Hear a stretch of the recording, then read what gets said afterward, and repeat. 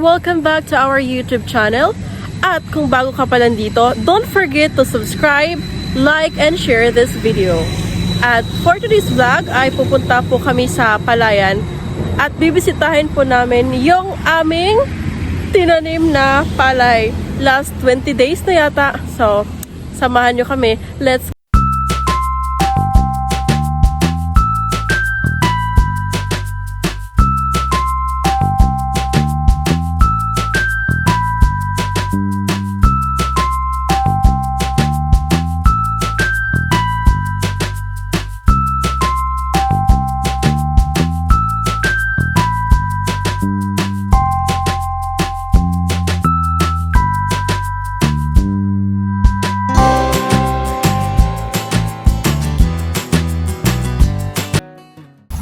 Okay guys, nandito na tayo sa Palayan. Mag-umpisa na tayo pag-trabaho para makain tayo. Ito na nga yung palay pagkatapos naming taniman ng 20 days, mga 20 days na kasi nagtanim kami dito mga January 11 yon. So, February 6 na ngayon. So, ito na po yung palay natin. At si Papa nga nagsimula ng ano nga sa Tagalog dun pa? Damo. Maghangbas? Damo, Mag-ano ng mga damo? alis ng damo. Mag-alis ng mga damo. Para walang daga. Daga. Para walang daga. So, ito na po. Medyo umuulan po ngayon. Natabas ng damo.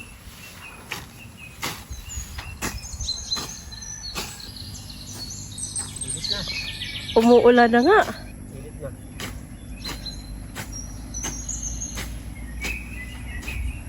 At habang si Papa ay nagtatanggal ng mga damo sa kahon, at ako naman po ay nagla-live sa TikTok.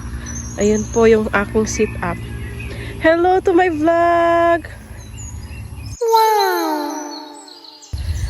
So ito na. Umaambon pala.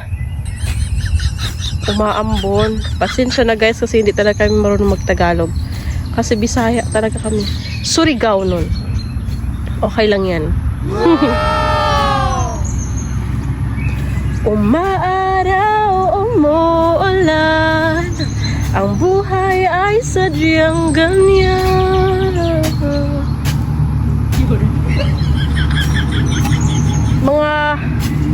Mga ilang buwan po ito?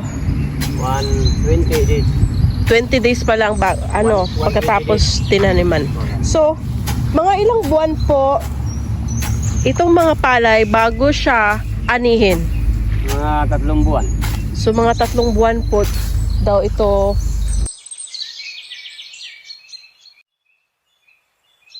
bago siya anihin. So, ang pag-aani dati kasi yung pag inaani kasi siya, ginagamit, parang mano-mano siya, di ba? Pero ngayon, sobrang mapabilis na talaga ang pag-aani kasi harvester na lang daw po yung gamit. Kaso nga lang, yun lang ang mahal, pero mas mabilis siya matapos. Napaka-high-tech na po ng technology. Technology ba? Napaka-high-tech na po talaga sa ngayon. Umaambon na guys. Umaambon na. Pero tuloy pa rin ang laban. Habang si Papa ay abala na naglilinis, nagtatanggal ng mga damo sa palayan. Ako naman ito ay nagla-live. Thank you, Steve!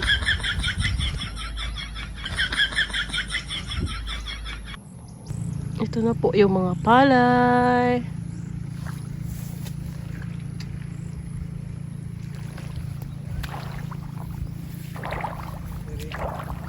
Punta tayo dito kay Papa.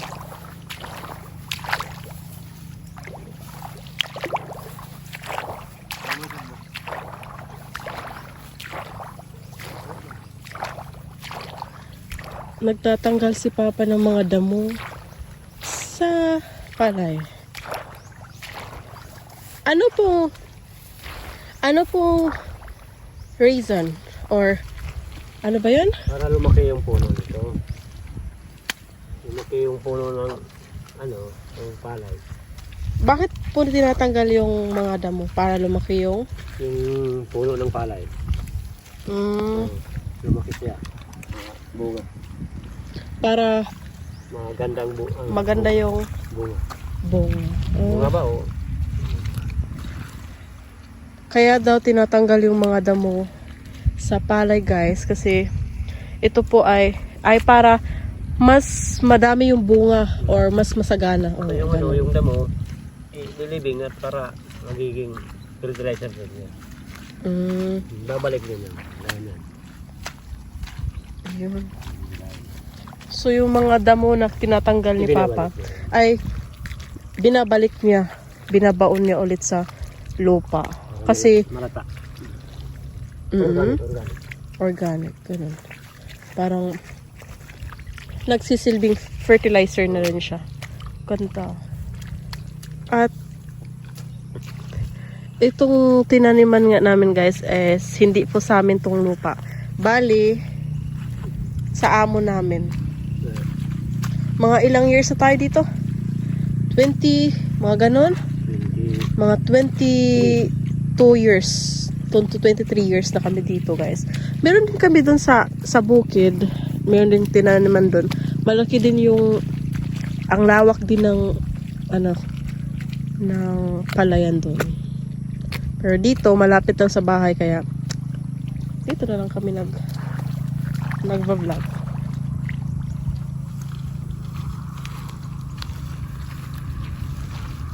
So bali mga Mayo or April. April. Mga April ay maaani na namin tong palay. April.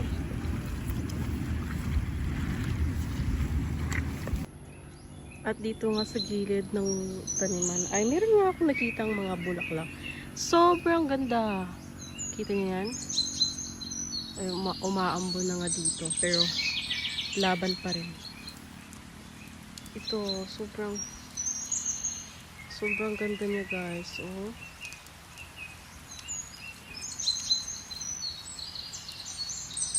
Meron pa doon sa ayun.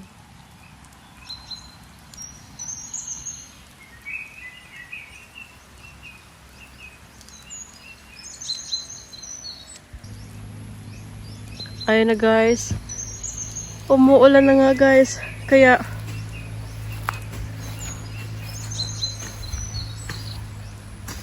umuulan na nga. Pero tuloy pa rin ang laban.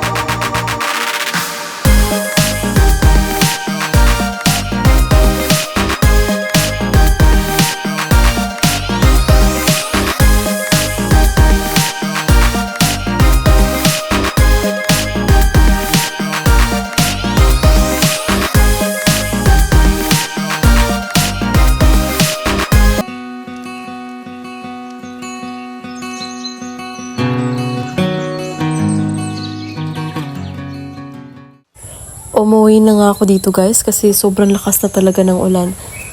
Tapos malapit lang naman yung bahay namin. Bukas ulit kami mag-video.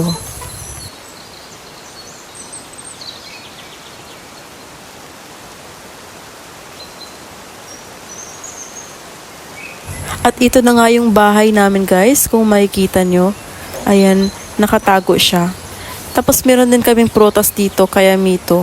Wala pa siyang bunga. Hanggang dito na lamang po. Don't forget to subscribe, Like, and share our YouTube channel. Bye!